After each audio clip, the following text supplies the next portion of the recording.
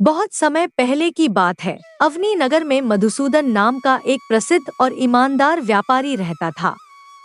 उसकी व्यवसाय में इतनी प्रतिष्ठा थी कि लोग उसकी गुणवत्ता और विश्वास को आदर के साथ याद करते थे। मधुसूदन का एक बेटा था सोहन, जो बचपन से ही अपने पिता के साथ व्यापार की बारीकियों को समझने और सीखने का प्रयास करता था। समय बीतता गया और मधुसूदन अब वृद्धावस्था की ओर बढ़ चले। उन्होंने अपने जीवन भर की मेहनत से सीखे सबक और अनुभव को बेटे के हाथों सौंपने का निश्चय किया। एक दिन जब मधुसूदन आराम कर रहे थे, उन्होंने सोहन को पास बुलाया। उनके चेहरे पर स्नेह और गंभीरता का अनूठा मिश्रण था। बेटा, मधुसूदन ने कहा, अब मैं बूढ़ा हो चुका हूँ। मेरी उम्र अब नौका चलाने और व्यापार संभालने की इजाजत नहीं देती। समय आ गया है कि अब यह जिम्मेदारी तुझे संभालनी होगी।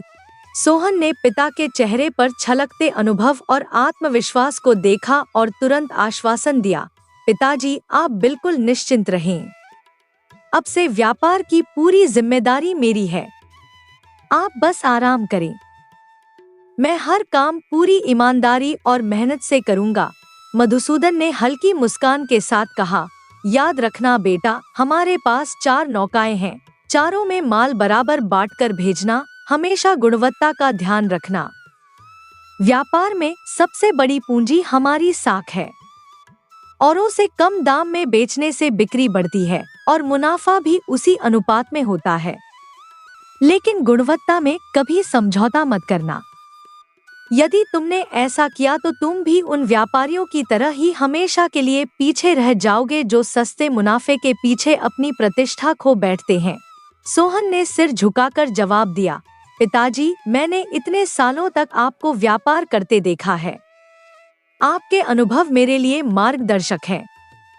मैं आपके सिद्धांतों का पालन करूंगा। मधुसूदन ने एक पल रुककर और भी गंभीरता से कहा, एक और बात बेटा, व्यापार के सिलसिले में कभी भी माया बाजार मत जाना। उस जगह से जितना दूर रहोगे उतना ही सुरक्षित रहोगे। इसे हमेशा याद रखना। सोहन ने दृढ़ निश्चय के साथ कहा, पिताजी, आपकी हर बात मेरे लिए आदेश है। मैं इन्हें हमेशा याद रखूंगा। अब मैं नौका में माल चढ़ाने जा रहा हूँ। आप आराम कीजिए। उस दिन से सोहन ने व्यापार की पूरी जिम्मेदारी संभाल ली। कुछ समय बीतने पर मधुसूदन की मृत्यु हो गई। मधुसूदन की मृत्यु के बाद सोहन ने पूरे व्यापार का जिम्मा संभाल लिया और अपने पिता की नसीहतों को ध्यान में रखकर व्यापार को सफलता की ऊंचाइयों तक पहुंचाया।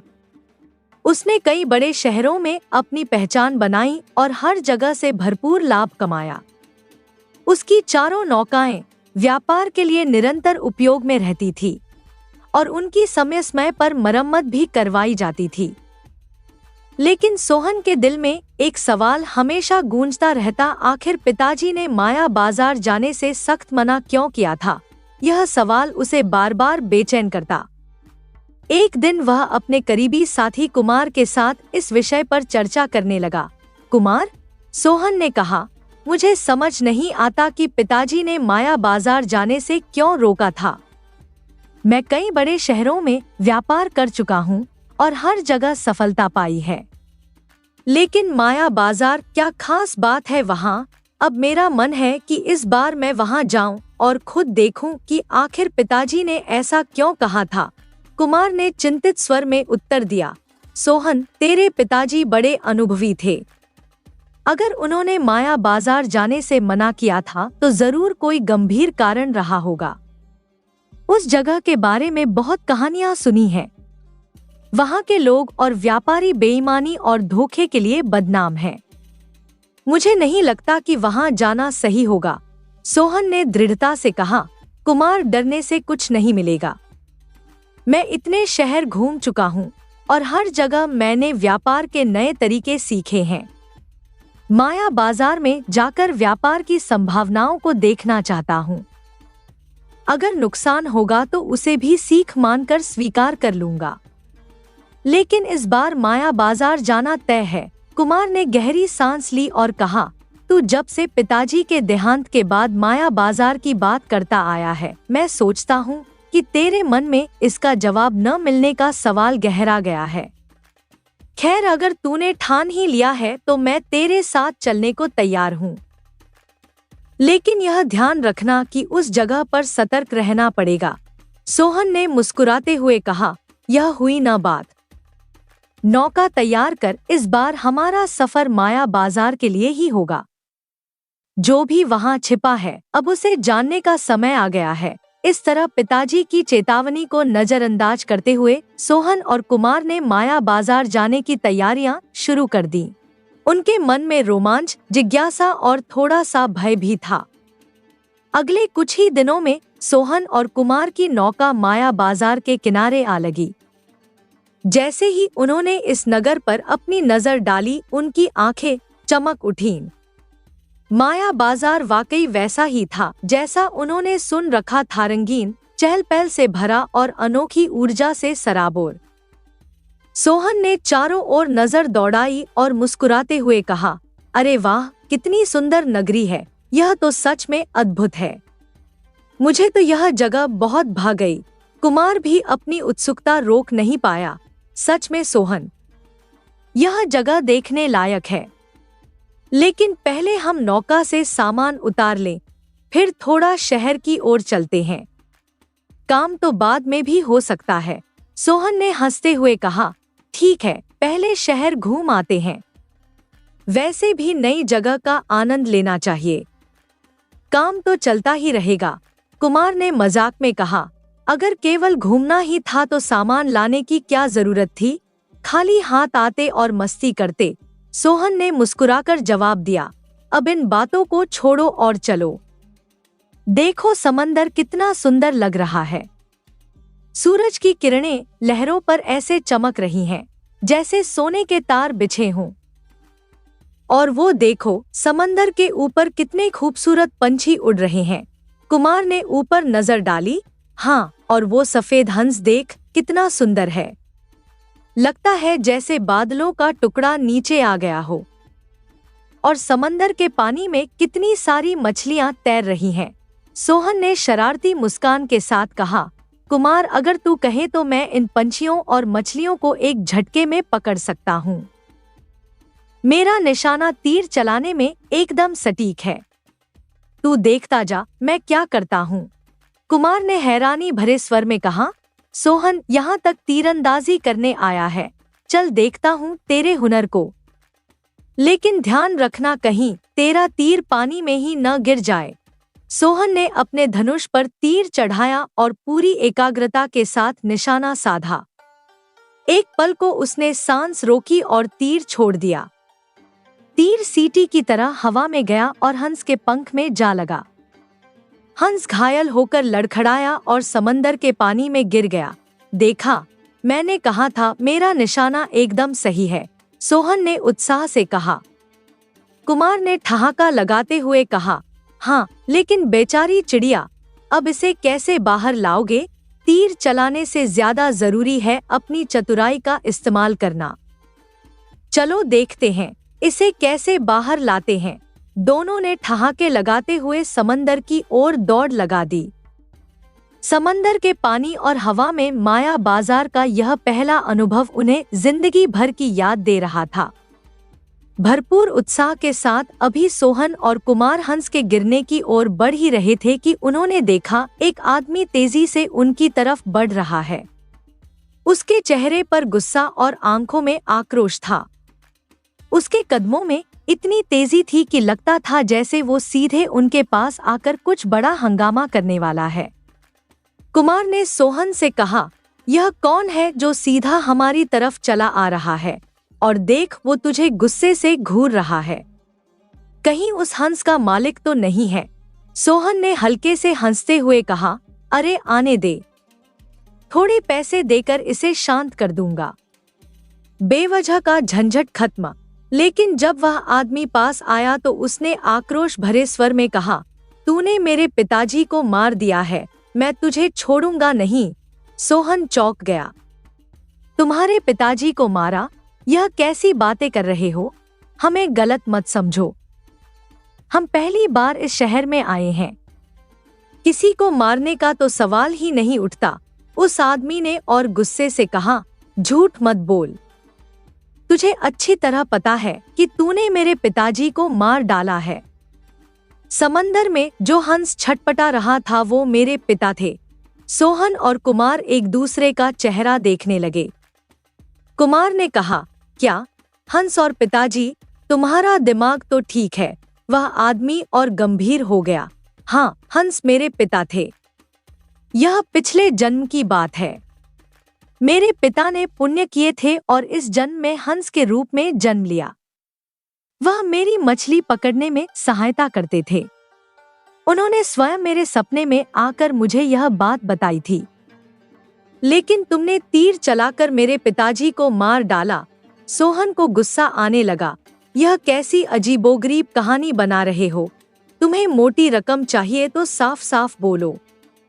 ये सब बातें सुनाकर बेवकूफ बनाने की कोशिश मत करो।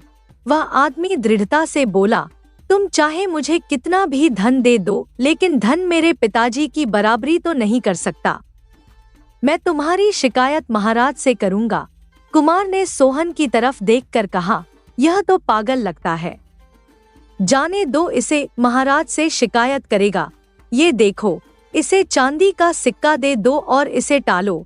सोहन ने चांदी का सिक्का निकालते हुए कहा, ये लो और अपनी कहानी कहीं और सुनाना। हमारा वक्त बर्बाद मत करो। लेकिन वह आदमी चांदी के सिक्के को ठुकराते हुए बोला, तुम्हारे धन का लालच मुझे नहीं है। अब मैं महाराज के पास जाऊंगा, वही तुम्हें सजा देंगे। सोहन ने हंसते हुए कहा, जाओ महाराज के पास। मैं देखता हूँ तुम्हारी यह बेतुकी शिकायत कैसे स्वीकार करते हैं। हंस को मारने की बात पर भला कौन यकीन करेगा? वह आदमी गुस्से से भरा हुआ वापस लौट गया, लेकिन सोहन और कुमार को उसके इरादों पर अब भी हंसी आ रही थी। उन्हें यकीन था कि यह मामला यहीं खत्म हो जाएगा। सोहन और कुमार शहर में दाखिल होते ही अजीबोगरीब घटनाओं का सामना करने लगे थे। पहले समंदर किनारे उस आदमी ने उन पर हंस को मारने का इल्जाम लगाया और अब शहर की गलियों में एक नया तमाशा इंतजार कर रहा था। जैसे ही वे मुख्य बाजार की ओर बढ़े, एक अजनबी तेजी से उनकी तरफ आया। उसकी आंखों में चमक और चेहरे पर बड़ी उम्मीद थी। वह पास आते ही बोला, बाबू आखिर आ ही गए, बरसों लगा दिए आने में। तुम्हारे पिताजी कैसे हैं? सोहन उसकी बात पर चौंक गया। उसने थोड़ा गंभीर होकर जवाब दिया, मेरे पिता को गुजरे हुए 1 साल से ज्यादा हो गया है। अजनबी ने दुख भरे स्वर में कहा, क्या? वो चल बसे, भले आदमी थे। हमेशा सही समय पर पैसे देकर जरूरतमंदों की मदद करते थे। सोहन ने हैरानी से पूछा, यह तो ठीक है, लेकिन आप मुझे कैसे जानते हैं? मैंने आपको कभी नहीं देखा और सच कहूँ तो मैं आपको पहचान भी नहीं पा रहा। उस अजनबी ने कुटिल मुस्कान के साथ कहा, अगर नहीं जानते तो जानकर भी क्या कर लोगे? तुम्हारे पिताजी ने मेरे पास एक कान गिरवी रखा था और बदले में मुझे 5 चांदी की मोहरें दी थी, जो ब्याज समेत अब 10 चांदी की मोहरें हो गई हैं। सोहन ने यह सुनते ही हैरानी से कहा, कान? तुम क्या बकवास कर रहे हो? कोई भला आदमी कान गिरवी रखता है? यह मजाक है या कोई चाल? अजनबी ने गंभीरता से कहा, यह मजाक नहीं है।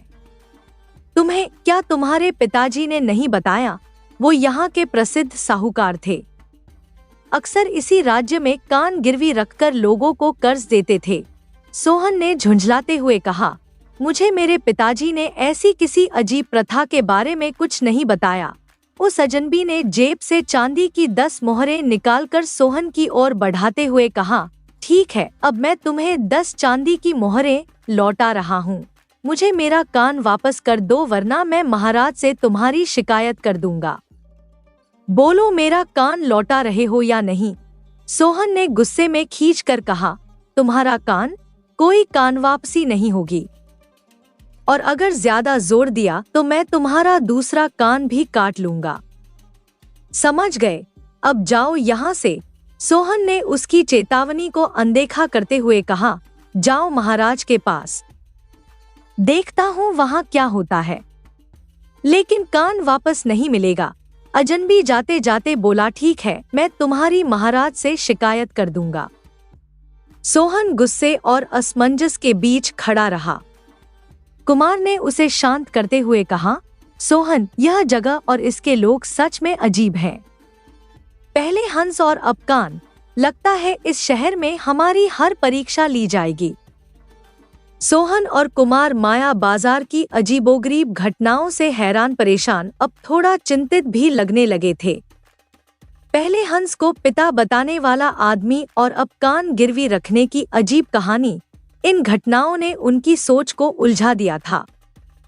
चलते चलते सोहन ने गहरी सांस लेते हुए कहा, यार, इस जगह पर कितने अजीब लोग रहते हैं। एक आदमी हंस को अपना पिता बता रहा है तो दूसरा कह रहा है कि मेरे पिता ने कान गिरवी रखा था। मुझे सच में यहाँ कुछ गड़बड़ लग रही है। तुम्हें क्या लगता है कुमार? आखिर यहाँ हो क्या रहा है? कुमार ने सोहन की बात पर थोड़ा सोचते हुए कहा, मुझे तो ऐसा लगता है कि जिसने भी यह कान की कहानी सुनाई है वो शायद खुद ही पागल है। हो सकता है किसी ने उसके कान काट लिए हों और तभी से उसका दिमाग खराब हो गया हो। सच कहूँ, यह माया बाजार सच में नाम के मुताबिक ही है मायावी जगह। कौन जानता है यहाँ आगे हमें और कितने अजीब लोग और अजीब बातें सुनने को मिलेंगी। सोहन ने सिर हिलाते हुए कहा, तुम सही कह रहे हो कुमार, लेकिन मुझे अब यह जगह और इसके लोग अजीब से ज्यादा खतरनाक लगने लगे हैं। चलो यहाँ से निकलते हैं। देखो, रात भी हो गई है और मुझे भूख भी बहुत ज्यादा लग रही है। कुमार ने हंसते हुए कहा, भाई, अब तो भूख मुझे भी लगने लगी है। चलो किसी धर्मशाला की तलाश करते हैं, वहां जाकर खाना खाते हैं और आराम करते हैं। आज की थकावट और उलझने वाकई बहुत ज्यादा हो गई है। सोहन ने अपनी थकान भरी आवाज में कहा, सही कहा, मुझे भी अब बस एक जगह बैठकर आराम करना है। देखो, अगर पास में कोई धर्मशाला मिल जाए तो वहीं चलेंगे। लगता है इस अजीब जगह से बाहर निकलने का यह पहला कदम होगा। दोनों दोस्त अब धीमे कदमों से शहर की गलियों में आगे बढ़ने लगे, किसी धर्मशाला की तलाश में। रात की ठंडी हवा चल रही थी और माया बाजार की सड़कें चुपचाप अपनी कहानियां सुनाने के लिए तैयार थी। लेकिन सोहन और कुमार के मन में केवल एक ही ख्याल था, इस जगह की हर अजीब बात से जितनी जल्दी हो सके बाहर निकलने का रास्ता ढूंढना। धर्मशाला में प्रवेश करते ही सोहन और कुमार की थकान कुछ कम हुई। शांत वातावरण और जलते दीपकों की मध्यम रोशनी ने उनके मन को थोड़ा सुकून दिया। लेकिन जैसे ही वे अंदर पहुंचे, एक अधेड़ उम्र की महिला ने उन्हें देखकर जोर से पुकारा, अरे आ गया तू? कितने बरस हो गए तुझे देखे हुए? कितना बड़ा हो गया है तू? तेरे पिताजी कहाँ हैं बेटा? सोहन ठिठक गया। उसने हैरानी से उस महिला की ओर देखा और जवाब दिया, आप मुझे कैसे जानती हैं और पिताजी को कैसे पहचानती हैं? मैंने तो आपको पहले कभी नहीं देखा।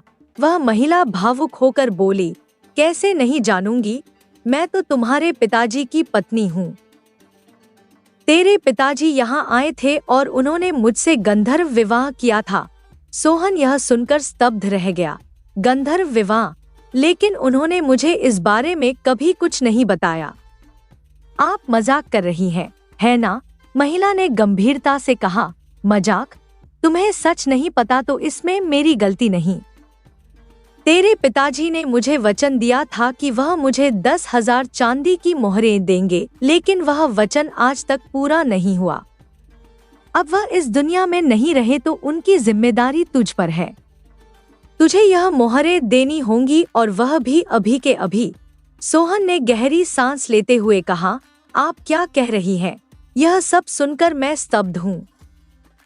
मुझे नहीं पता कि पिताजी ने ऐसा कुछ किया है। कृपया मुझे जाने दीजिए, महिला ने कड़े स्वर में कहा। इतने बरसों के बाद तू यहाँ आया है और अब मुझे छोड़कर जाने की बात कर रहा है। यह कैसे हो सकता है? तेरे पिताजी की तरह तू भी भाग जाएगा। नहीं, मैं तुझे ऐसे नहीं जाने दूंगी। सोहन ने खुद को संभालते हुए कहा, ठीक है, मुझे आज रात भर सोचने का समय दीजिए। कल सुबह आकर मैं इस विषय में फैसला करूंगा। महिला ने थोड़ी नरमी दिखाते हुए कहा, ठीक है, लेकिन याद रहे कल सुबह तक मुझे जवाब चाहिए। अगर तुमने वचन पूरा नहीं किया तो मैं महाराज के दरबार में जाकर तुम्हारी शिकायत कर दूंगी। सोहन और कुमार उस महिला से विदा लेकर धर्मशाला के एक कोने में जाकर बैठ गए। सोहन के चेहरे पर चिंता की लकीरें साफ दिख रही थी। कुमार ने धीमे स्वर में कहा, यार यह माया बाजार वाकई अजीब है। हर कदम पर कोई नई मुसीबत इंतजार कर रही है। अब यह नई कहानी कहाँ से आ गई? सोहन ने गहरी सांस लेकर कहा, मुझे भी कुछ समझ में नहीं आ रहा। हर जगह पिताजी की कोई नई बात सामने आ रही है जो मैंने कभी सोची भी नहीं थी। मुझे लगता है यह शहर हमारी परीक्षा ले रहा है। लेकिन अब रात हो गई है, चलो थोड़ा आराम कर लें। सुबह इस महिला से भी निपटना होगा। दोनों दोस्त भारी मन और थकी आंखों के साथ धर्मशाला के कोने में सोने की कोशिश करने लगे, लेकिन माया बाजार की यह रात उनके लिए एक और पहेली बन चुकी थी। उस रात धर्मशाला के शांत से कमरे में सोहन और कुमार लेटे हुए थे, लेकिन नींद दोनों से कोसों दूर थी। दोनों के दिमाग में बस एक ही सवाल घूम रहा था, आखिर यह सब हो क्या रहा है? सोहन ने छत को घूरते हुए धीरे से कहा, कुमार, यह हम कहाँ फंस गए यार? वो औरत जो कह रही थी, क्या वह सच हो सकता है? क्या पिताजी ने वाकई उससे गंधर्व विवाह किया होगा और उसे वह वचन दिया होगा? कुमार ने करवट बदलते हुए कहा, यार यह मैं कैसे बता सकता हूँ, लेकिन जब से हम माया बाजार आए हैं, यहाँ हर कोई हमें अजीबोगरीब कहानियों में उलझा रहा है। हर कोई तुम्हारे पिताजी के बारे में बातें कर रहा है, जैसे वो यहाँ कोई बड़े आदमी थे। सोहन ने गहरी सांस लेते हुए कहा, उस औरत ने कहा कि पिताजी यहाँ बरसों पहले आए थे। हो सकता है जब मैं छोटा था पिताजी मुझे यहाँ लाए हों और यहाँ के कुछ लोग मुझे पहचान रहे हों। शायद इसीलिए ये सब ऐसा बर्ताव कर रहे हैं। कुमार ने सहमति जताई, हाँ ये हो सकता है। लेकिन सोहन, इसमें जरूर कोई गहरी बात छुपी हुई है। यह महज संयोग नहीं हो सकता कि हर कोई तुम्हारे पिताजी का जिक्र कर रहा है। सोहन ने चिंता जताते हुए कहा, मुझे भी ऐसा ही लगता है, लेकिन सच और झूठ का पता हम कैसे लगाएंगे? यह सब इतना उलझा हुआ लग रहा है कि सिर दर्द हो गया है। इस कमरे में तो दम घुटने जैसा महसूस हो रहा है। कुमार ने तुरंत उठते हुए कहा, तो चल बाहर चलते हैं, खुली हवा में थोड़ा घूमते हैं। हो सकता है वहां जाकर दिमाग थोड़ा शांत हो और हमें सोचने का मौका मिले।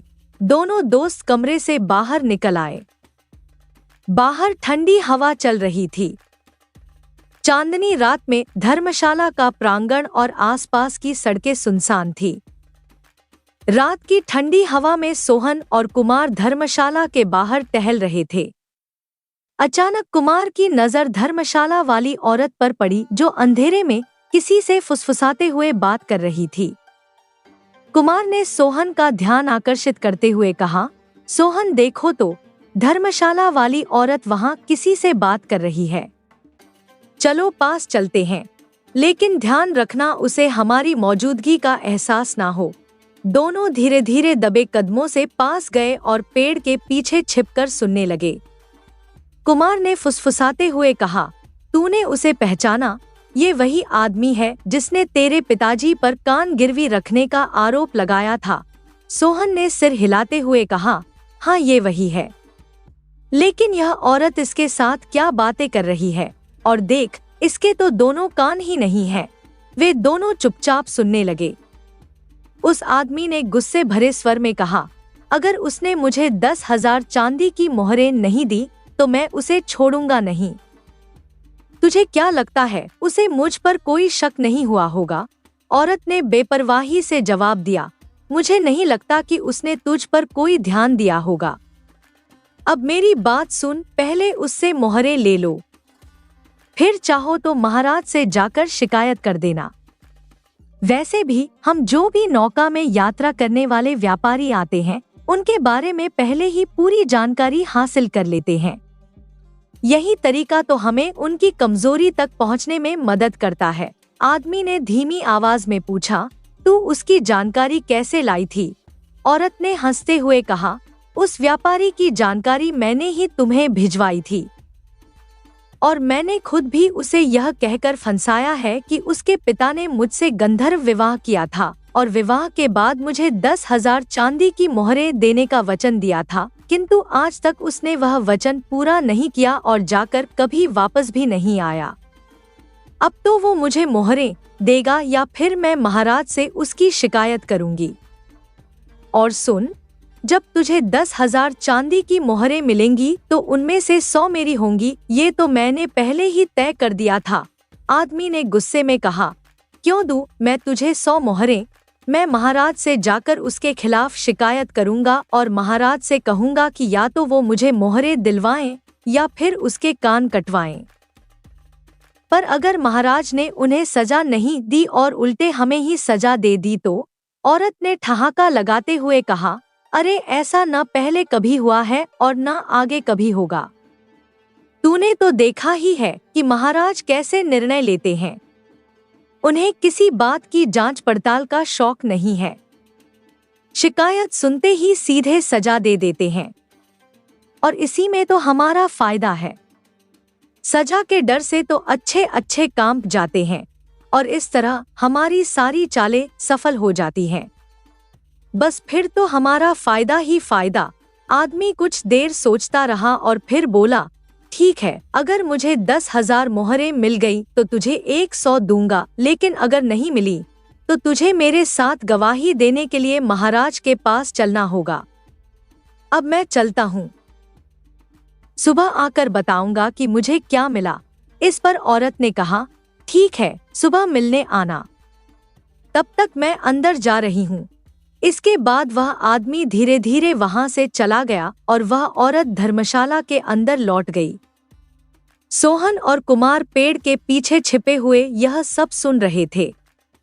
दोनों की आंखें हैरानी से फटी रह गईं।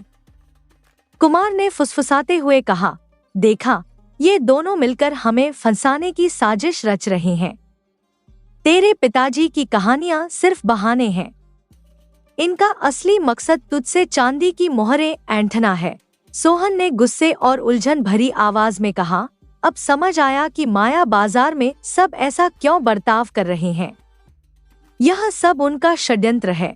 इसका मतलब उन्होंने हमारे बारे में पहले से ही सब कुछ पता कर रखा था। तभी तो वे पिताजी के बारे में इतनी पूछताछ कर रहे थे। हमें तुरंत यहाँ से निकलना होगा।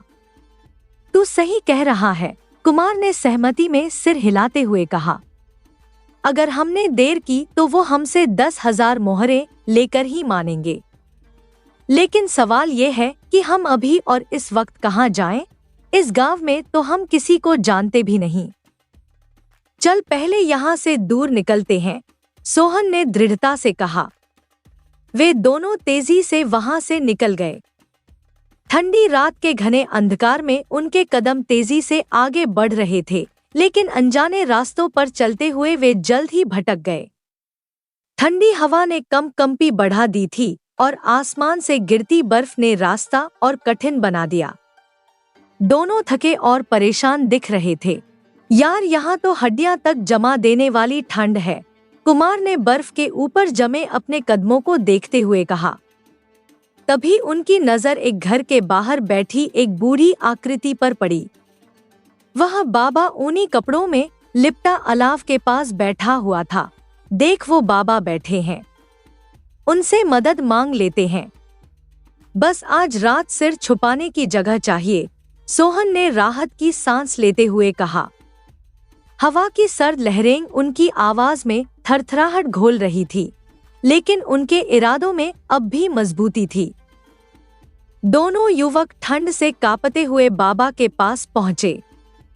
चेहरे पर विनम्रता और थकी हुई मुस्कान के साथ उन्होंने कहा, बाबा, हम व्यापारी हैं और इस गांव में अपने काम के सिलसिले में आए हैं।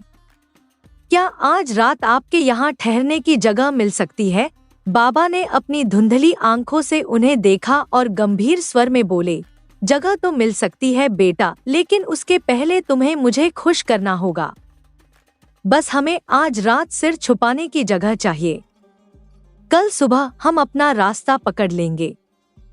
बदले में आपको इतना धन देंगे कि आप खुश हो जाएंगे, सोहन ने बाबा को आश्वस्त करते हुए कहा। बाबा कुछ सोचते हुए बोले, ठीक है, मुझे कोई आपत्ति नहीं, मैं बाहर ही रुक जाऊंगा। तुम दोनों अंदर जाकर आराम कर लो। उस रात ठंड से ठिठुरते हुए दोनों ने बाबा के घर पर विश्राम किया। सुबह होते ही उन्होंने बाबा से विदा ली और 20 चांदी की मोहरें उनके हाथ में थमाते हुए कहा, यह लीजिए बाबा, इनसे आप अपनी जरूरत का सामान खरीद लीजिए। अब हम चलते हैं। बाबा ने मोहरें अपने हाथ में ली, लेकिन उनकी आंखों में असंतोष झलकने लगा। आवाज में भारी नाराजगी थी जब उन्होंने कहा, यह क्या है? मैंने नहीं सोचा था कि तुम मुझे इस तरह धोखा दोगे। इन 20 मोहरों से मैं बिल्कुल भी खुश नहीं हुआ हूँ। दोनों युवक हैरानी से एक दूसरे की ओर देखने लगे। क्या कहा? आप 20 चांदी की मोहरों से खुश नहीं हुए? तो बताइए आपको कितनी चाहिए? बाबा ने धीमे मगर सख्त लहजे में कहा, मुझे 10,000 चांदी की मोहरें चाहिए, तभी मैं सच में खुश हो पाऊंगा। कुमार के चेहरे पर क्रोध और व्यंग्य की लकीरें खिंच गईं। 10,000 चांदी की मोहरें? धर्मशाला में एक समय का भोजन और रात बिताने का किराया सिर्फ एक मोहर होता है, और हम आपको 20 मोहरें दे रहे हैं। फिर भी आप संतुष्ट नहीं हैं। यह तो नाटक कर रहे हैं आप, उल्टा हमें ही ठगने की कोशिश कर रहे हैं। बाबा मुस्कुराए, लेकिन उनकी आंखों में एक अजीब चमक थी। यह नाटक नहीं बेटा, यह सौदा है। वृद्ध बाबा के साथ चर्चा करते हुए सोहन और कुमार अभी अपने तर्कों में उलझे ही थे कि अचानक चारों ओर भारी कदमों की आवाज गूंज उठी। कुछ ही पलों में राजा के सिपाही वहां आ धमके। उनके तेज स्वर ने दोनों को चौंका दिया। सुनो, तुम दोनों में सोहन कौन है? एक सिपाही ने कड़क आवाज में पूछा। सोहन ने घबराते हुए कदम आगे बढ़ाए और बोला, जी मैं हूँ सोहन। क्या बात है? सिपाही ने तीखी नजरों से उसे देखा और कहा, तुम पर मछुआरे सोमेश के पिता की हत्या का आरोप है। उसने इस बारे में महाराज से शिकायत की है और महाराज ने आदेश दिया है कि तुम्हें तुरंत सभा में प्रस्तुत किया जाए। अब चलो हमारे साथ। सोहन के चेहरे पर हवाइयां उड़ने लगी। उसने हड़बड़ाते हुए कहा, मैंने किसी की हत्या नहीं की, यह झूठ है। मछुआरा जानबूझकर मुझ पर झूठा इल्जाम लगा रहा है। सिपाही ने उसकी सफाई को अनसुना करते हुए ठंडी और सख्त आवाज में कहा, यह तय करना महाराज का काम है। तुम्हें इसी वक्त हमारे साथ चलना होगा, और अगर तुमने विरोध किया तो हमें जबरदस्ती करनी पड़ेगी। यह सुनते ही वृद्ध बाबा, जो अभी तक शांत खड़ा था, अचानक बोल उठा, इन्होंने मुझे भी धोखा दिया है। 10,000 चांदी की मोहरें बाकी हैं और ये 20 मोहरें देकर मुझे बहलाने की कोशिश कर रहे हैं। चलिए, मैं भी सभा में इनकी शिकायत करूंगा, वहीं इनकी अक्ल ठिकाने पर आएगी। इस अप्रत्याशित मोड़ से दोनों युवक सकते में आ गए। उनकी स्थिति और भी खराब हो चुकी थी। सिपाहियों ने उन्हें घेर लिया और वृद्ध बाबा भी उनके साथ चल पड़ा। कुछ ही देर में वे राज दरबार में खड़े थे। दरबार का माहौल गंभीर था। महाराज अपने सिंहासन पर बैठे थे और सभा में उपस्थित सभी लोग गहरी चुप्पी साधे हुए थे। वहां मछुआरा सोमेश, स्त्री रमा जो सोहन के पिता की विवाहिता होने का दावा कर रही थी, और कुख्यात कनकटा भी मौजूद थे। उनकी आंखों में गुस्सा और आक्रोश था। सोहन और कुमार को अब न केवल अपने निर्दोष होने का सबूत देना था, बल्कि उन्हें यह भी साबित करना था कि उन्होंने वृद्ध बाबा के साथ छल नहीं किया। हर निगाह उन पर टिकी थी और महाराज के फैसले का इंतजार पूरे दरबार को था। मछुआरे ने महाराज के सामने गुस्से से तमतमाते हुए कहा, महाराज, यही है वह व्यक्ति जिसने मेरे पिताजी की हत्या की है। मैं इसके दंड स्वरूप 500 चांदी की मोहरों की मांग करता हूँ। यह मुझे भुगतान करे ताकि न्याय हो सके। महाराज ने गंभीर स्वर में सोहन की ओर देखा और कहा, तुम्हें मछुआरे को उसका मुआवजा देना होगा। सोहन चौंकते हुए बोला, महाराज यह झूठ बोल रहा है, मैंने किसी इंसान को नहीं मारा, मैंने तो जंगल में तीर चलाकर एक हंस का शिकार किया था। लेकिन यह कहता है कि वह हंस पिछले जन्म में इसका पिता था।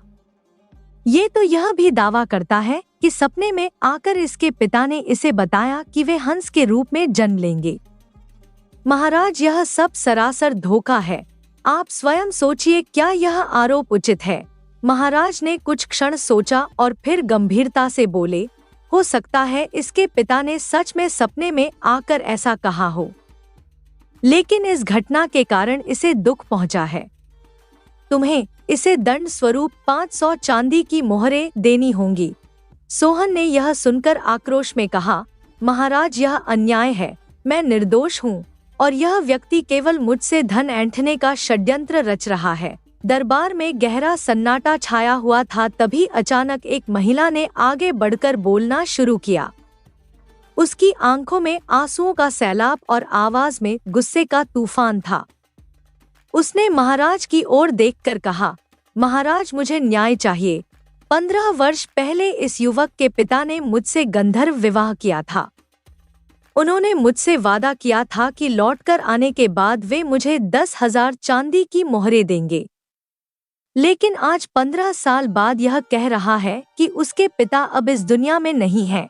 उसने आगे जोड़ते हुए कहा, महाराज उस समय 10,000 चांदी की मोहरें देने का वादा किया गया था, लेकिन आज के हिसाब से उनकी कीमत 50,000 चांदी की मोहरों के बराबर होती है। क्या मुझे वह नहीं मिलेगा? मैं यहाँ न्याय की गुहार लगाने आई हूँ, कृपया मेरी मदद करें। महाराज ने महिला की बात ध्यान से सुनी, फिर सोहन की ओर गंभीर दृष्टि से देखा और बोले, बेटा, पिता के अधूरे वचन को पूरा करना बेटे का धर्म है। यह तुम्हारी जिम्मेदारी बनती है कि तुम अपनी मर्यादा निभाओ और वचन का मान रखो। सोहन ने घबराते हुए कहा, महाराज मैंने ऐसा कोई वादा नहीं किया। मेरे पिता का यह वादा मेरे लिए कैसे बाध्यकारी हो सकता है? महाराज ने अपनी गूंजती हुई आवाज में फैसला सुनाया, यह केवल वचन का सवाल नहीं है, यह धर्म और न्याय का सवाल है। मैं आदेश देता हूँ कि तुम्हें इस महिला को 50,000 चांदी की मोहरें देनी होंगी। महिला की आंखों में संतोष और राहत का भाव आ गया। दरबार में उपस्थित सभी लोग इस न्यायपूर्ण निर्णय की प्रशंसा कर रहे थे। वहीं सोहन के चेहरे पर हताशा और बेपसी साफ झलक रही थी।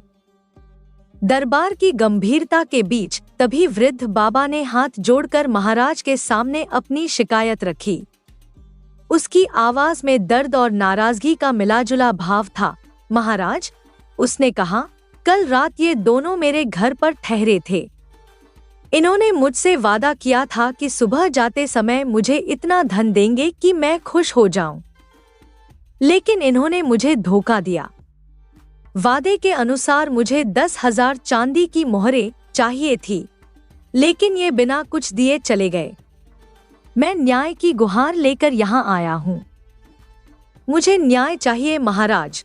महाराज ने वृद्ध बाबा की बात सुनते हुए कहा, यदि तुम्हारा इनसे वादा था तो तुम्हें इन्हें खुश करने के लिए 10,000 चांदी की मोहरें देनी ही होंगी।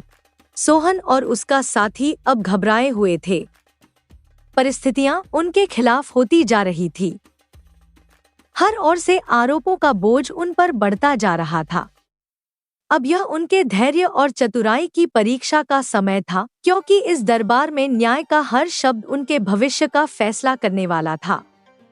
इसी बीच अचानक सोहन का साथी कुमार साहस जुटाकर आगे बढ़ा और कहा, महाराज, मेरा मित्र सोहन किसी भी तरह का धोखा करने वाला इंसान नहीं है, लेकिन अब ऐसा लग रहा है कि यहाँ हर कोई हमसे धन ऐंठने की कोशिश कर रहा है।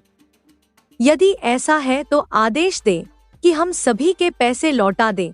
उसके इन शब्दों पर दरबार में हलचल मच गई, लेकिन तभी उसने एक और बात जोड़ दी। महाराज, उसने कहा, हम विशेष रूप से आपके लिए हमारे राज्य से एक अद्वितीय उपहार लाए हैं।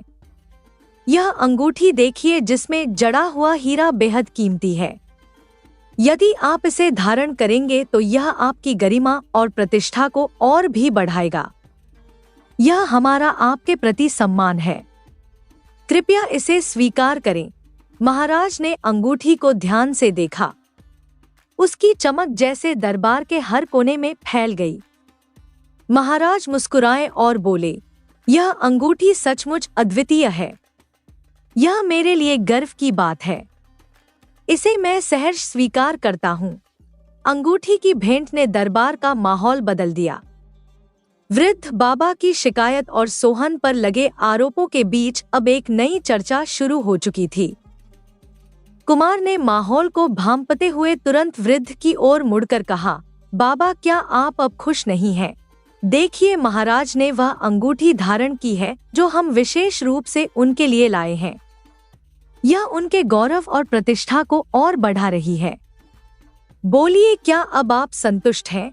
वृद्ध असमंजस में पड़ गया। वह जानता था कि अगर उसने कहा कि वह खुश नहीं है तो महाराज नाराज होकर उसे दंडित कर सकते हैं। वह घबराते हुए बोला, यह अंगूठी सच में बहुत सुंदर है। महाराज की शान इससे और बढ़ गई है। मैं बहुत खुश हूँ। कुमार ने तब सोहन को आंख मारकर इशारा किया। सोहन ने तब तुरंत विजय की मुस्कान के साथ महाराज की ओर देखा और कहा, महाराज देखा, हमने इस वृद्ध बाबा को खुश कर दिया है। अब हमें इन्हें 50,000 चांदी की मोहरें देने की कोई आवश्यकता नहीं है। मेरा कहना सही है ना महाराज?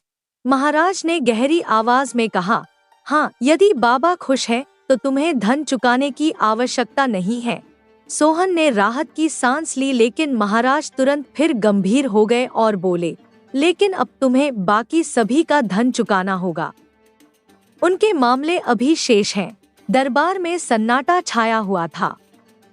हर कोई महाराज की ओर देख रहा था, जहां एक नई और विचित्र बहस शुरू होने वाली थी। कुमार ने शांत लेकिन तीखे स्वर में कहा, महाराज, मेरे मित्र के पिता ने अपने जीवन में कई लोगों को कर्ज दिया था।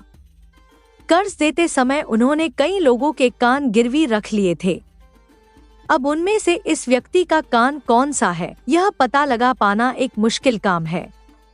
इसीलिए हम चाहते हैं कि यह व्यक्ति अपना दूसरा कान काट कर दे, ताकि गिरवी रखा गया कान उससे मिलाया जा सके और उसकी पहचान की पुष्टि हो सके। इसके बाद हम उसे उसका कान लौटा देंगे। कनकटा व्यक्ति इस मांग को सुनते ही दहशत में आ गया। क्या? उसने गुस्से और घबराहट से कहा, मैं अपना कान काटकर नहीं दूंगा। यह सरासर अन्याय है। मुझे मोहरें नहीं चाहिए। मेरा कान मत काटिए। इस अप्रत्याशित मोड़ पर दरबार में हलचल मच गई। लेकिन मामला यहीं खत्म नहीं हुआ। उसी समय महिला ने महाराज के सामने अपनी मांग दोहराई। उसने कहा, महाराज, मुझे न्याय चाहिए।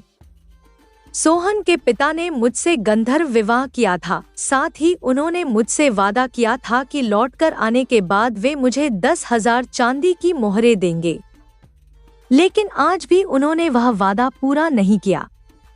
महाराज, उस समय 10,000 चांदी की मोहरें देने का वादा किया गया था, लेकिन आज के हिसाब से उनकी कीमत 50,000 चांदी की मोहरों के बराबर होती है। क्या मुझे वह नहीं मिलेगा? मैं यहाँ न्याय की गुहार लगाने आई हूँ। कृपया मेरी मदद करें। दरबार में खामोशी छा गई। सभी इंतजार कर रहे थे कि अब क्या होगा। कुमार ने सोहन को चालाकी भरी मुस्कान के साथ देखा, इशारे में ही उसे निश्चिंत रहने का आश्वासन दिया। फिर आगे बढ़कर महाराज से बोला, महाराज, इस स्त्री का कहना है कि मेरे दोस्त के पिता ने इनके साथ विवाह किया था, किंतु अत्यंत दुख की बात है कि मेरे मित्र के पिता अब जीवित नहीं हैं। अतः हमारे परिवार की परंपरा के अनुसार अगर पत्नी अपने पति की मृत्यु के बाद जीवित रहती है तो उसे सती प्रथा के तहत स्वयं को अग्नि में समर्पित करना होता है। यदि यह स्त्री इस प्रथा को पूरी करती है तो इनके पति का संपूर्ण धन और संपत्ति इनके नाम कर दिया जाएगा। यह सुनते ही महिला का चेहरा भय से सफेद पड़ गया। अचानक वह जोर से चीख पड़ी, मैं जीते जी अग्नि में नहीं जलूंगी महाराज, मुझे इनका धन नहीं चाहिए, मुझे कुछ नहीं चाहिए। कुमार ने अवसर देखा और तुरंत बोल पड़ा, महाराज यह महिला सती प्रथा को मानने से इनकार कर रही है। इसका मतलब है कि यह उनकी पत्नी नहीं है, क्योंकि एक सच्ची पत्नी इस परंपरा को निभाने से पीछे नहीं हटती। अगर यह उनकी पत्नी नहीं है तो मेरे मित्र को इस महिला की किसी भी मांग का भुगतान करने की आवश्यकता नहीं है। दरबार में एक बार फिर गहमागहमी छा गई। कुमार ने फिर अपनी बात आगे बढ़ाते हुए कहा, महाराज अब बात करते हैं मछुआरे के हंस के पिता की। मेरे मित्र ने जानबूझकर उस हंस को मारा था, लेकिन इसके पीछे एक गहरी वजह थी। उसने दरबार के हर कोने की ओर देखते हुए अपनी बात को स्पष्ट किया, महाराज यह मछुआरा समंदर के रास्ते से होकर व्यापार करता है। उसने दावा किया कि उसके पिता की आत्मा मरने के बाद हंस के रूप में जन्मी थी और हंस उसकी मदद करते हुए उसे समंदर का सही रास्ता दिखाता था। लेकिन कहानी यहीं खत्म नहीं होती। जब हंस ने समुद्र में एक मछली पर हमला किया, तब यह बात सामने आई कि वह मछली भी उसी मछुआरे के पिता का ही अगला जन्म था। कुमार ने आगे जोड़ते हुए कहा, महाराज सोचिए, अगर मछली मछुआरे का पिता था तो हंस ने क्यों उसे मारकर खा लिया? क्या पिता के रूप में जन्म लेने वाली आत्मा हंस और मछली के बीच इस तरह का संघर्ष नहीं दर्शाती? इसलिए मेरे मित्र ने उस हंस को मारना उचित समझा। उसने हंस को इसलिए मारा ताकि मछली यानी मछुआरे के पिता का अगला जन्म सुरक्षित रह सके। कुमार ने अपनी बात खत्म करते हुए कहा, महाराज यह मामला अब बिल्कुल स्पष्ट है। पिता के बदले पिता और हंस के बदले मछली। न्याय पहले ही अपने आप मिल चुका है। मेरे मित्र ने केवल सही कार्य किया। अब यह मछुआरे का झूठा आरोप साबित होता है। दरबार में एक बार फिर सन्नाटा पसर गया। सभी इस विचित्र तर्क और कहानी पर विचार कर रहे थे। महाराज ने गहरी सांस ली और उनकी आंखों में यह स्पष्ट था कि इस पेचीदा मामले में न्याय करना इतना आसान नहीं होगा। अब सभी की निगाहें महाराज के निर्णय पर थी, जो इस विवादास्पद कथा का अंत लिखने वाला था। महाराज ने सोहन और कुमार की ओर प्रशंसा भरी निगाहों से देखा और मुस्कुराते हुए बोले, कुमार तुमने बड़ी चतुराई और कुशलता से अपने मित्र को इन धोखेबाजों की जालसाजी से बचा लिया। तुम्हारा विवेक और निडरता मुझे अत्यंत प्रभावित कर गया। तुम्हारे तर्कों ने न केवल सच्चाई को उजागर किया, बल्कि मुझे न्यायपूर्ण निर्णय लेने के लिए भी प्रेरित किया। शाबाश बेटा। उन्होंने कुछ क्षण रुककर दरबार में उपस्थित सभी की ओर देखा और फिर गंभीर आवाज में कहा, इन धोखेबाजों को उनकी चालाकी और षड्यंत्र के लिए मैं 2 वर्ष के कठोर कारावास का दंड सुनाता हूँ। यह दंड न केवल उनके लिए सबक होगा, बल्कि दूसरों को भी सचेत करेगा कि न्याय और सत्य से बढ़कर कुछ नहीं। दरबार में तालियों की गूंज उठी। महाराज के इस निर्णय से हर कोई संतुष्ट और प्रसन्न था। कुमार और सोहन ने महाराज को प्रणाम किया। महाराज ने आशीर्वाद देते हुए कहा, अब तुम दोनों अपने राज्य लौट सकते हो।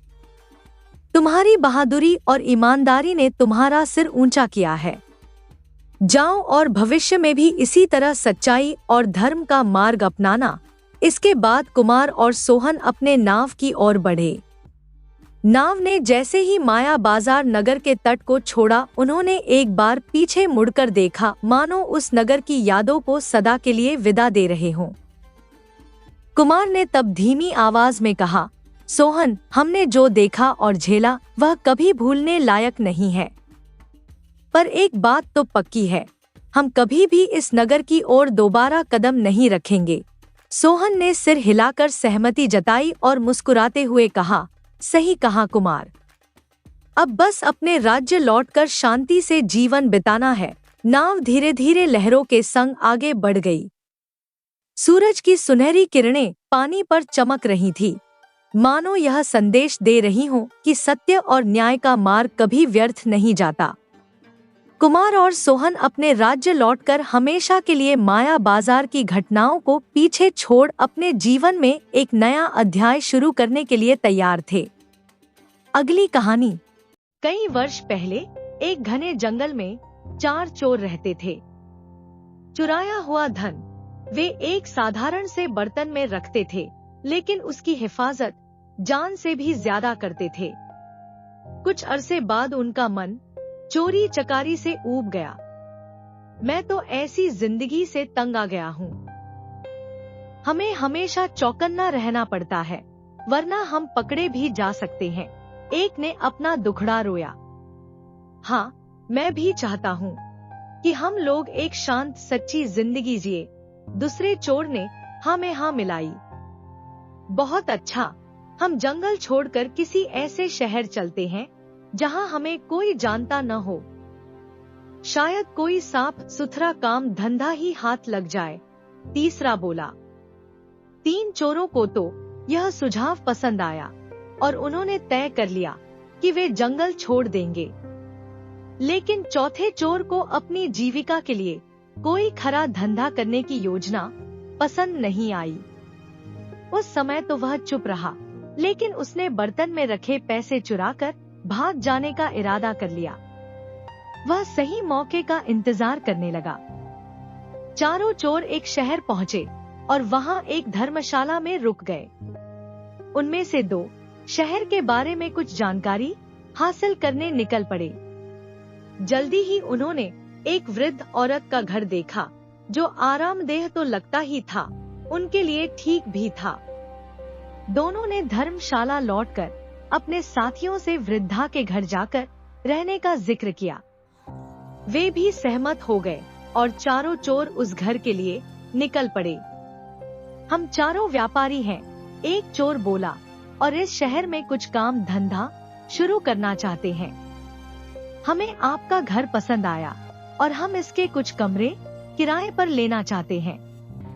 हम जब तक यहाँ रहेंगे आपको अच्छा किराया देते रहेंगे। दूसरा बोला। बुढ़िया बहुत खुश थी और उसने अपने मेहमानों की खूब खातिरदारी की। आप यहाँ जब तक चाहें रह सकते हैं। वह मुस्कुराई। वह प्रसन्न हुई कि उसे अच्छे किराएदार मिल गए हैं। चारों चोर पता लगा चुके थे कि वह बुढ़िया बहुत नेक और सच्ची औरत है, जिसे पराई दौलत का लालच नहीं है। इसीलिए उन्होंने अपना पैसों से भरा बर्तन बुढ़िया को संभालने के लिए दे दिया और बोले, कृपया इस बर्तन को ध्यान से रखिएगा। एक ही शर्त है, इसे देना तभी जब हम चारों साथ में इसे मांगने आएं। ठीक है, बुढ़िया ने बर्तन लेते हुए कहा।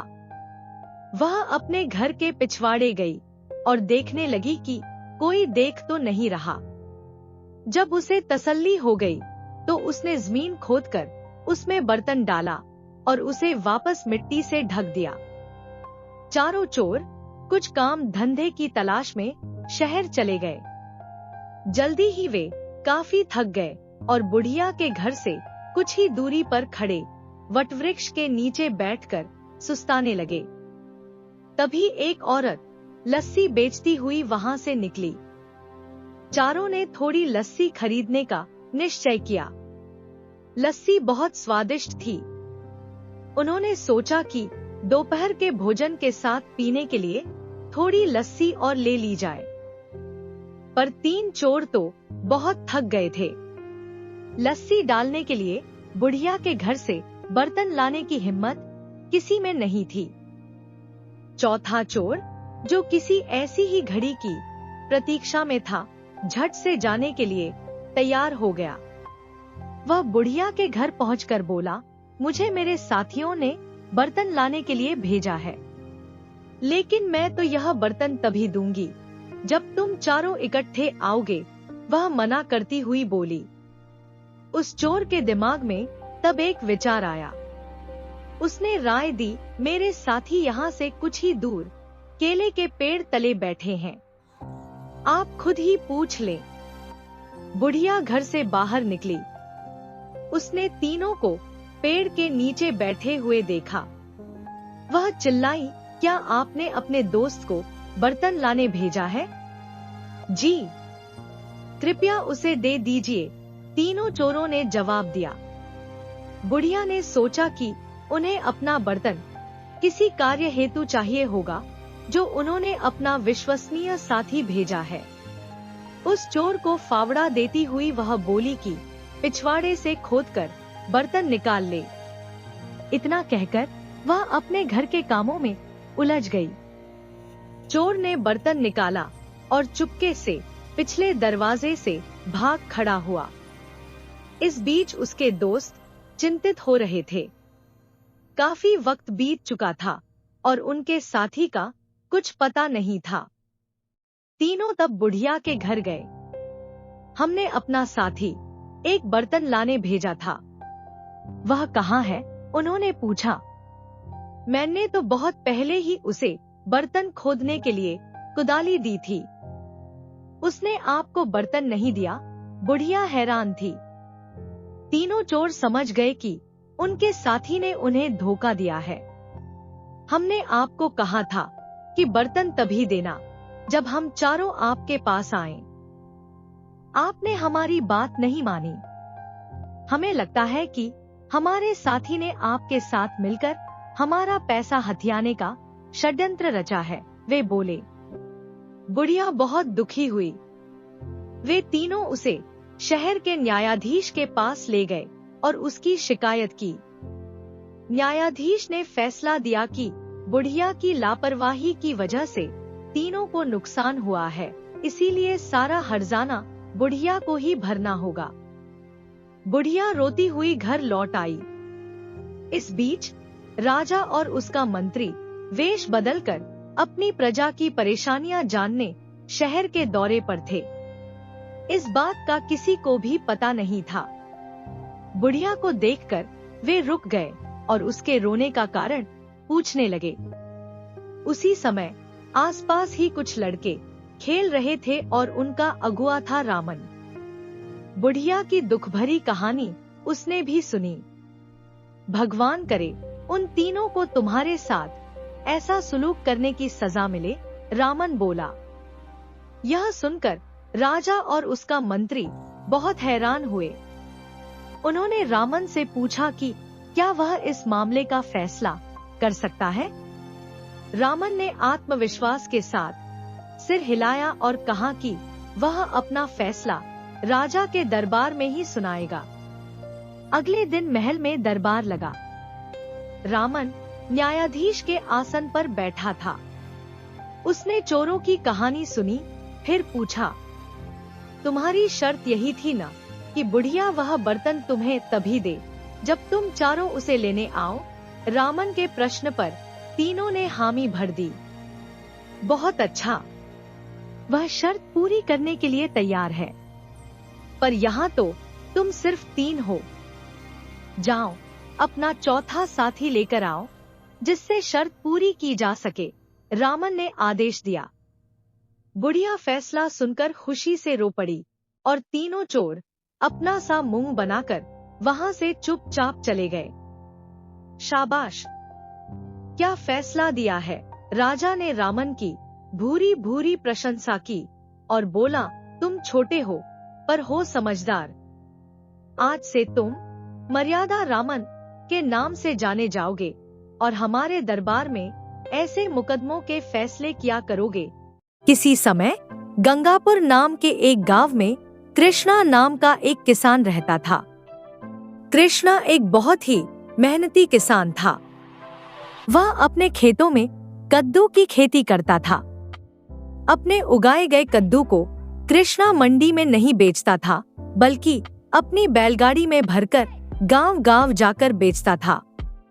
एक बार एक आदमी कृष्णा के पास आया जो किसी दूसरे गांव से आया था और कहने लगा, भाई, मैं पास के ही एक गांव से तुम्हारे पास आया हूँ।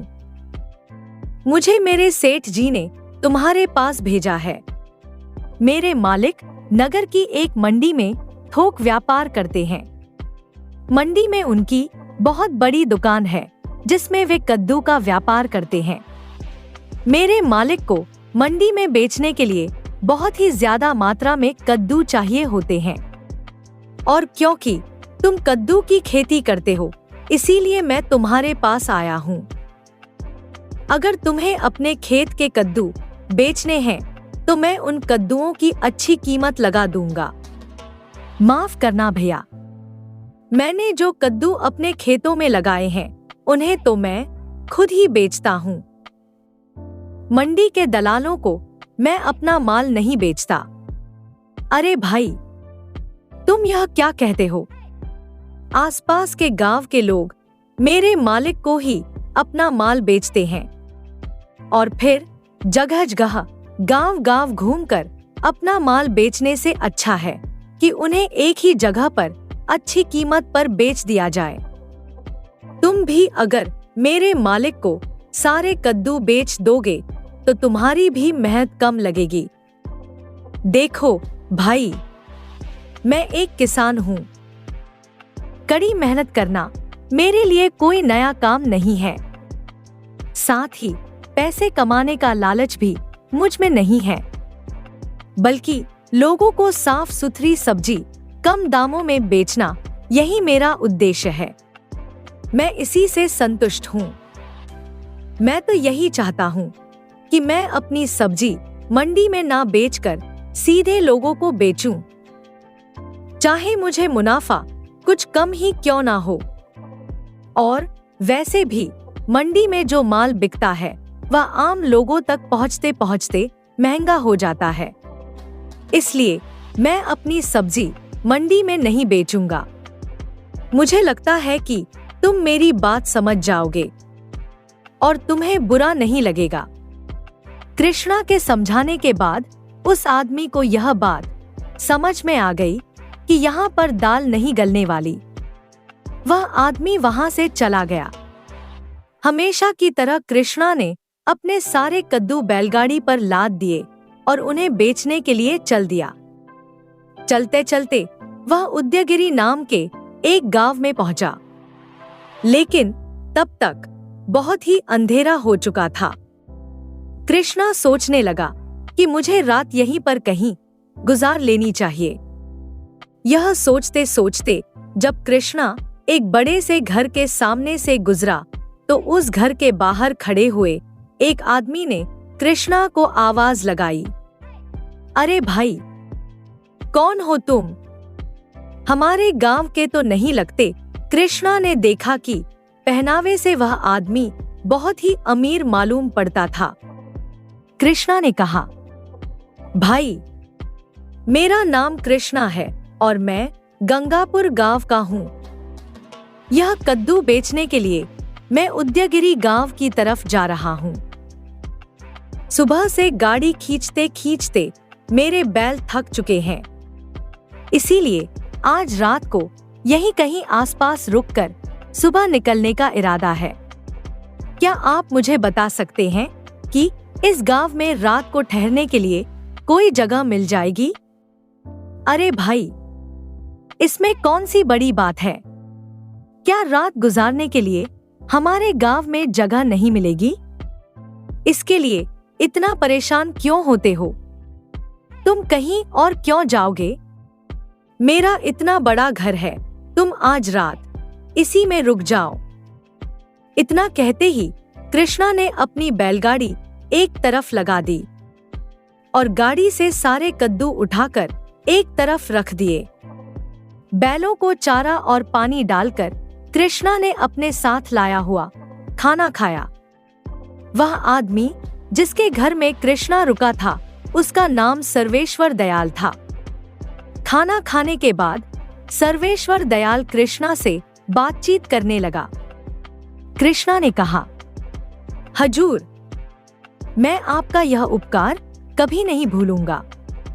आप जैसे दयालु लोग आज भी इस धरती पर हैं, इसीलिए हम जैसे गरीब लोग जी रहे हैं। वरना आज रात इस गांव में न जाने मुझे कितनी तकलीफ उठानी पड़ती। अरे, इसमें कौन सी बड़ी बात है कृष्णा? एक इंसान ही दूसरे इंसान की मदद करता है। देखने में तो तुम बहुत ही मेहनती किसान लगते हो। मेरा कर्तव्य है कि मैं तुम जैसे आदमी की सहायता करूं। अच्छा, एक बात तो बताओ, यह सभी कद्दू तुम्हारे खेत के हैं या किसी व्यापारी से लेकर बेचने के लिए निकले हो? अरे नहीं साहब, यह तो मेरे अपने ही खेत की फसल है। व्यापारी से खरीद कर बेचूं, इतना बड़ा आदमी तो मैं नहीं हूं। और फिर इसके बाद दोनों में काफी देर तक बातचीत होती रही। कृष्णा ने उसे बताया कि वह अपने खेत के कद्दू सीधा ग्राहकों को बेचने में विश्वास रखता है। यह सुनकर सर्वेश्वर दयाल ने कहा, वाह कृष्णा, अगर हर किसान ही तुम्हारी तरह सोचेगा तो कितना अच्छा हो जाएगा। कम कीमत पर अच्छी और ताजी सब्जियां सभी लोगों को मिल जाएंगी। आज के समय में तो मंडी के दलाल किसानों से कम दामों में माल खरीदते हैं और फिर उन्हें जमा करके ऊंची कीमतों पर ग्राहकों को बेचते हैं। इसीलिए लोगों को महंगे दामों पर सामान खरीदना पड़ता है। मुझे तो लगता है कि मंडी के लोगों का यह काम उचित नहीं है, लेकिन बेचारे आम लोगों को इस बारे में कुछ भी नहीं पता। वह तो ऊंची कीमत देकर सामान खरीदते हैं।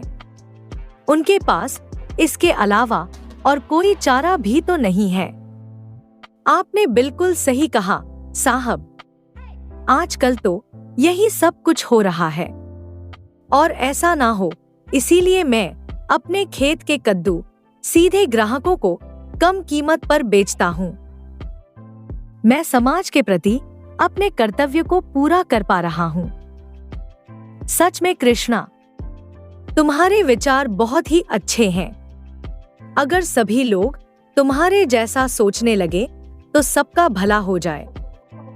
अच्छा, अब काफी रात हो गई है, तुम्हें सुबह जल्दी उठना है। तुम आज रात आराम से यहाँ पर सो जाओ। और फिर सर्वेश्वर दयाल अपने कमरे में सोने के लिए चला गया। उसने घर के दालान में एक चारपाई बिछाकर कृष्णा के सोने का इंतजाम कर दिया। अपनी चारपाई पर लेटने के बाद कृष्णा सर्वेश्वर दयाल के बारे में सोचने लगा। वह सोचने लगा कि यह कितना अच्छा इंसान है, इसीलिए तो मुझ जैसे गरीब किसान को अपने घर में आश्रय दिया। सचमुच इतना धनी होने के बावजूद इसमें बिल्कुल भी अहंकार नहीं है। इसका मन सचमुच बहुत ही निर्मल है। ऐसे इंसान आजकल दुनिया में बहुत ही कम मिलते हैं। यह सब कुछ सोचते सोचते कृष्णा को नींद आ गई। अगली सुबह मुर्गे की बांग से कृष्णा की नींद खुली।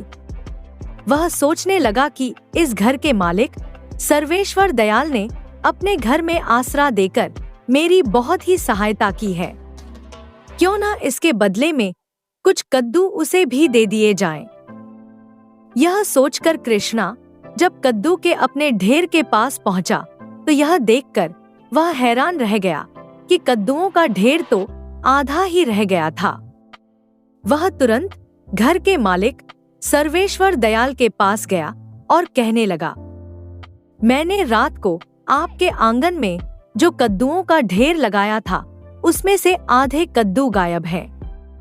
क्या आपको इसके बारे में कुछ पता है? उसकी बात सुनकर सर्वेश्वर दयाल को गुस्सा आ गया।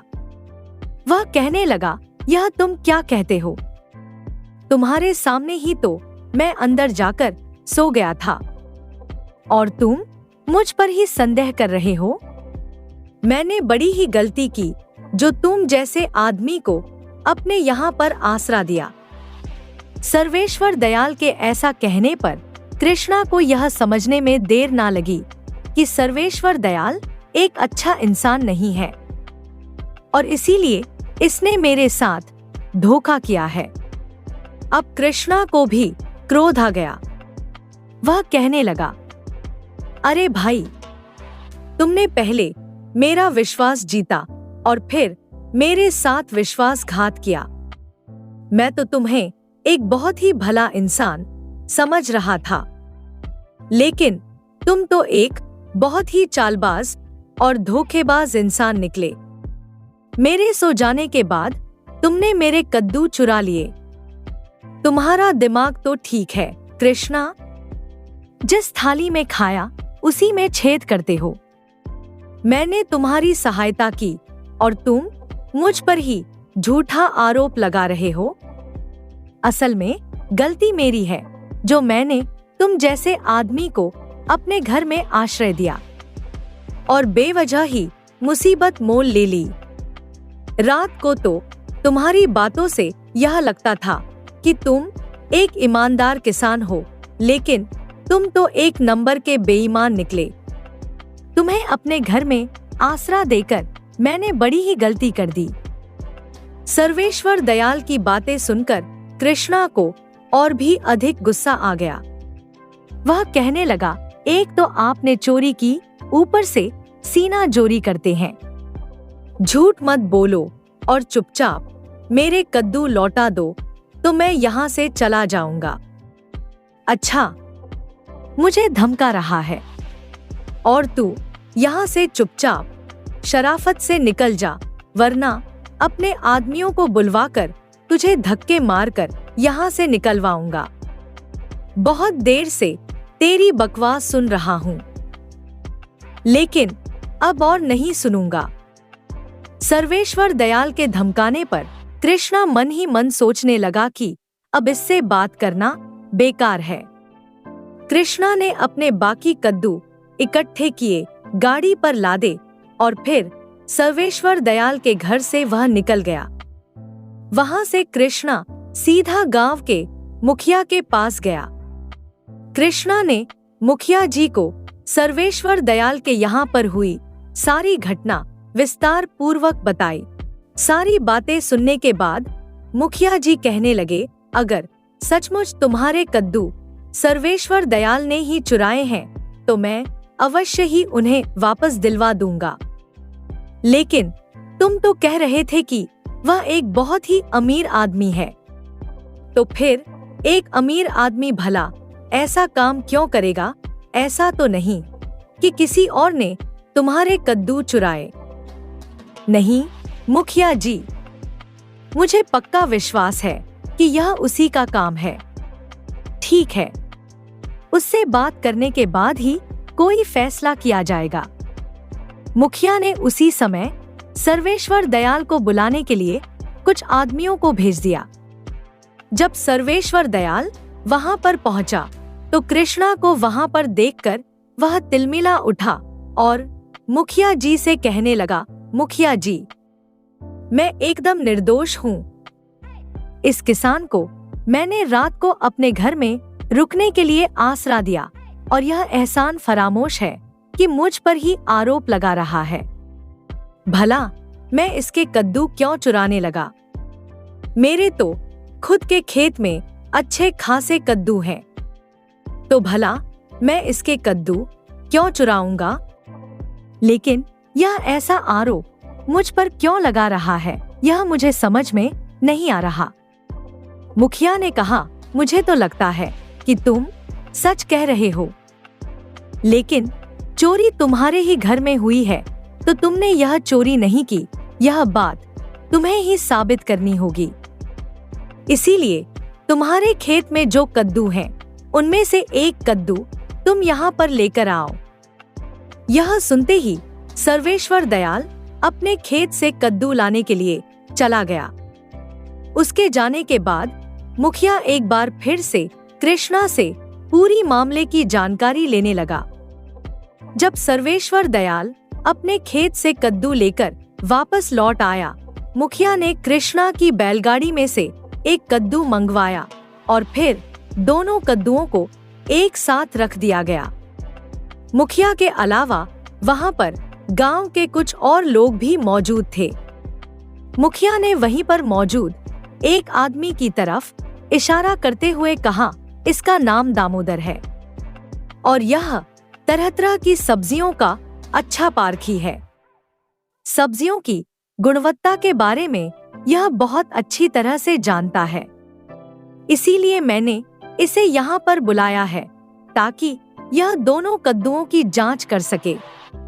और फिर मुखिया ने दामोदर से कहा, क्या तुम इन दोनों कद्दुओं की जांच करके यह बता सकते हो कि यह दोनों कद्दू एक ही खेत के हैं या अलग अलग? दामोदर दोनों ही कद्दुओं को बड़े ही गौर से देखने लगा और कहने लगा, दोनों कद्दुओं को देखने में तो कोई फर्क नहीं नजर आता, इसीलिए उनके स्वाद को चखकर देखना होगा। अगर ऐसा है तो तुरंत इन कद्दुओं को चखो और मुझे बताओ। मुखिया के कहने पर दामोदर ने एक चाकू से सर्वेश्वर दयाल के लाए हुए कद्दू को काटा। जैसे ही उसने वह कद्दू खाया, उसे तुरंत जैसे कोई दौरा पड़ने लगा। वह हाथ पैर मारने लगा। तभी मुखिया ने एक दूसरे आदमी से कहा, शास्त्री जी, आप तो वैद्य हैं, जरा देखिए तो सही, दामोदर को क्या हुआ? यह तो अच्छा हुआ कि आप यहीं पर थे, यह कहीं मर ना जाए। आप तुरंत इसका इलाज कीजिए। मुखिया के ऐसा कहते ही वैद्य ने दामोदर की नब्ज देखी और कहा, अरे भाई, अवश्य ही इस कद्दू में जहर था, इसीलिए कद्दू को खाते ही इसकी यह हालत हो गई। इसे इलाज के लिए तुरंत मेरे घर ले जाना पड़ेगा। और फिर वैद्य कुछ लोगों की सहायता से उस आदमी को उठाकर इलाज के लिए अपने घर ले गया। इसके बाद मुखिया ने सर्वेश्वर दयाल से कहा, अरे भाई, यह सब क्या मामला है? तुमने अपने खेतों में जहरीला कद्दू लगाया है, तुम लोगों को जान से मारना चाहते हो। कुछ दिन पहले भी मैंने ऐसा ही एक मामला सुना था जिसमें जहरीले कद्दू खाने से किसी की मौत हो गई थी। मुझे तो लगता है कि वह कद्दू तुमने ही दिया होगा। अगर दामोदर को कुछ हो गया तो उसकी मौत की जिम्मेदारी तुम्हारी होगी। अब तो तुम्हारे ऊपर चोरी के साथ साथ हत्या का भी मामला जुड़ जाएगा। अब तो भगवान भी तुम्हें नहीं बचा सकता। यह सुनते ही सर्वेश्वर दयाल डर गया और वह मुखिया को घर के अंदर एक एकांत जगह पर ले गया और कहने लगा, मुखिया जी, मुझे माफ कर दीजिए, वह कद्दू मेरे खेत के नहीं है, बल्कि यह तो उस कृष्णा का ही कद्दू है। उसके कद्दू जहरीले हैं। अगर यह बात मुझे पता होती तो मैं उसके कद्दू चुराता ही नहीं। अगर आप इस अपराध का दंड देना चाहते हैं तो उस कृष्णा को दीजिए, क्योंकि यह कद्दू उसी का है। अगर आप मुझे इस समस्या से बचा लेंगे तो मैं आपको भी मालामाल कर दूंगा। यह सुनकर मुखिया को क्रोध आ गया और वह कहने लगा, एक तो तुमने खुद चोरी का अपराध किया और ऊपर से मुझे रिश्वत देकर इसमें शामिल करना चाहते हो। कृष्णा को बलि का बकरा बनाना चाहते हो। मुझे तो पक्का यकीन हो गया है कि इससे पहले भी तुमने कई अपराध किए होंगे। तुम्हें क्या लगता है कि हर आदमी तुम्हारे जैसा लालची है? तुमने मुझे भी एक लालची इंसान समझा जो रिश्वत का पैसा हजम कर जाऊं। तुम्हें मालूम है कि मुझे रिश्वत देना भी एक अपराध है। अगर तुमने अपना अपराध मान लिया होता तो बेहतर होता। तभी वहां पर कृष्णा, दामोदर और वह वैद्य भी आ पहुंचे।